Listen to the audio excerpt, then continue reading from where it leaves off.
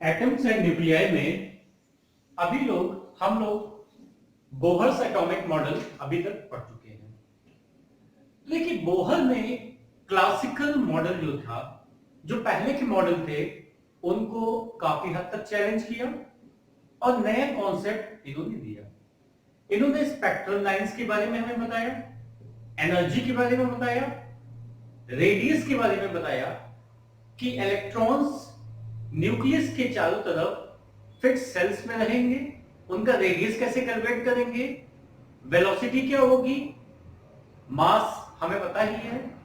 तो ये सारी चीजें इन्होंने इंट्रोड्यूस की, लेकिन इनके मॉडल में कुछ लिमिटेशंस रह गई और वो लिमिटेशंस हम इस लेक्चर में डिस्कस करेंगे। देखिए, पहला जो बहुत ही इंपॉर्टेंट पॉइंट है इनके लिमिटेशन में, वो ये था कि इन्होंने जो अपना मॉडल बनाया, जो एक्सप्लेन किया, वो स्ट्रिक्टली हाइड्रोजन या सिंगल इलेक्ट्रॉन एटम्स तक ही लिमिटेड रह गया। उसके आगे जो मल्टीपल इलेक्ट्रॉन्स एटम होंगे, उनके बारे में वो एक्सप्लेन नहीं कर पाए। So we can say that it is strictly applicable to only single electron species. तो पहला इनका जो ड्रॉबैक है या लिमिटेशन हम कहें, वो है the model of Bohr holds good for only hydrogen atom. Hydrogen atom या हाइड्रोजन लाइक एटम्स, या हम सिंगल इलेक्ट्रॉन स्पेसीज कह सकते हैं, जैसे कि हमारा हीलियम हो गया प्लस और लिथियम +2, या इस तरह का कोई भी स्पेसीज हम लेंगे जिसमें सिंगल इलेक्ट्रॉन हो, उसके लिए तो इनका मॉडल बहुत ही परफेक्ट था, बहुत अच्छे से एक्सप्लेन कर सकते थे। लेकिन जो मल्टीपल इलेक्ट्रॉन वाले एटम्स हैं, स्पेसीज हैं, उनको ये एक्सप्लेन अच्छे से नहीं कर पाए। दूसरा ये था fail to explain spectrum of atoms other than hydrogen. तो अभी हमने देखा कि इन्होंने जो मॉडल एक्सप्लेन किया, that is strictly applicable to single electron atoms. तो इन्होंने जो स्पेक्ट्रम दिया हाइड्रोजन का, वो स्पेक्ट्रम आगे किसी एलिमेंट के बारे में ये नहीं दे पाए। इसका मतलब स्पेक्ट्रम का जो एक्सप्लेनेशन था, वो भी सिर्फ हाइड्रोजन तक ही सीमित रह गया। तो ये दो ड्रॉबैक्स हो गए। तीसरा ड्रॉबैक ये हो गया कि डी ब्रॉय ने अपनी हाइपोथेसिस में ये बताया था कि वेव नेचर के बारे में बताया था। इलेक्ट्रॉन्स के पास वेव नेचर होता है, लेकिन उसके बारे में इन्होंने कुछ नहीं कहा कि इलेक्ट्रॉन्स के पास वेव नेचर होता है, या उसके सपोर्ट में इन्होंने अपने एटॉमिक मॉडल में कोई भी पॉइंट एक्सप्लेन नहीं किया। तो हम ये कह सकते हैं कि एक तरह से इन्होंने डी ब्रॉय हाइपोथेसिस को, वेव नेचर ऑफ इलेक्ट्रॉन्स को ओवरलुक किया, उसको कंसीडर नहीं किया अपने अकाउंट में। नेक्स्ट है ये जो बोहर मॉडल था, इसने हाइजेनबर्ग अनसर्टेनिटी प्रिंसिपल, जो हम पढ़ चुके हैं कि it is impossible to determine the position and momentum of particle with absolute accuracy. अगर उस पर कुछ एक्यूरेसी होगी तो कितनी होगी, ये हम लास्ट लेक्चर में पढ़ चुके हैं। Means we can not simultaneously determine the position and momentum. लेकिन इन्होंने क्या किया, इस नियम को भी ताक पे रख दिया और इसको भी वायलेट करते हुए उन्होंने रेडियस के बारे में बताया कि रेडियस हमारा होगा n² h² epsilon not divided by pi m z e²। इसका मतलब इन्होंने पोजीशन को भी सर्टेन कर दिया। ठीक है, चलिए, पोजीशन में अगर सर्टेन हम करते हैं तो डी ब्रॉय ने बताया था कि मोमेंटम में अनसर्टेनिटी बहुत ज्यादा हो जाएगी, इनफाइनाइट हो जाएगी।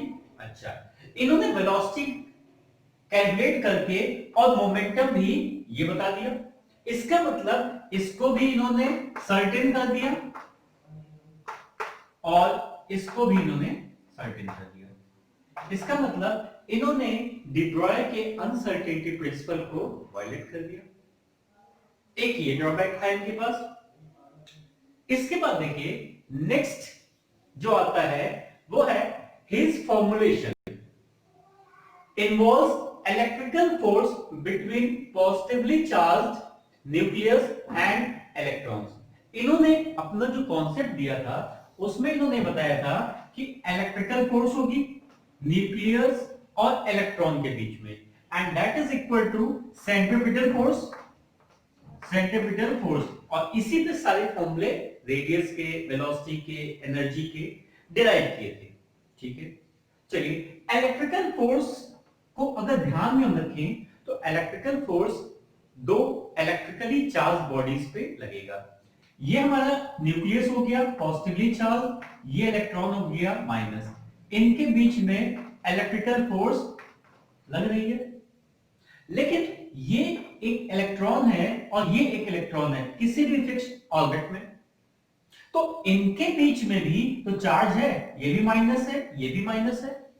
इसका मतलब इनके बीच में भी एक इलेक्ट्रिकल फोर्स लगनी चाहिए, जिसको इन्होंने इग्नोर कर दिया, उसको अपने अकाउंट में नहीं लिया, उसके बारे में इन्होंने कुछ नहीं बताया।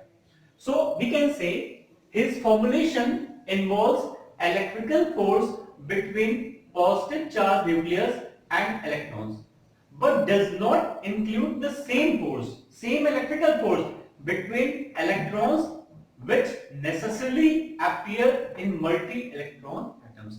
अगर एक से अधिक इलेक्ट्रॉन का स्पेसीज है हमारे पास तो उनकी इलेक्ट्रिकल फोर्स को भी कंसीडर करना चाहिए, जिसके बारे में ये नहीं बताता है।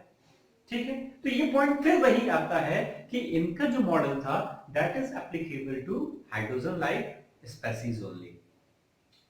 अगली बात ये थी कि इनके जो हाइड्रोजन एमिशन स्पेक्ट्रम इन्होंने एक्सप्लेन किया, उसमें ये देखा गया कि जो विजिबल फ्रीक्वेंसीज हैं उनके पास, कुछ के पास कम इंटेंसिटी है और कुछ के पास ज्यादा इंटेंसिटी है। इसका मतलब ये जो इंटेंसिटी ऑफ फ्रीक्वेंसी या इंटेंसिटी का वेरिएशन हो रहा है, इसको ये एक्सप्लेन नहीं कर पाए। So he was unable to account for the intensity variation of frequencies. जो फ्रीक्वेंसी में अलग अलग इंटेंसिटीज मिल रही हैं, किसी की कम मिल रही है, किसी की ज्यादा मिल रही है इस विजुअल लाइट में, इसके बारे में ये कुछ नहीं बता पाए।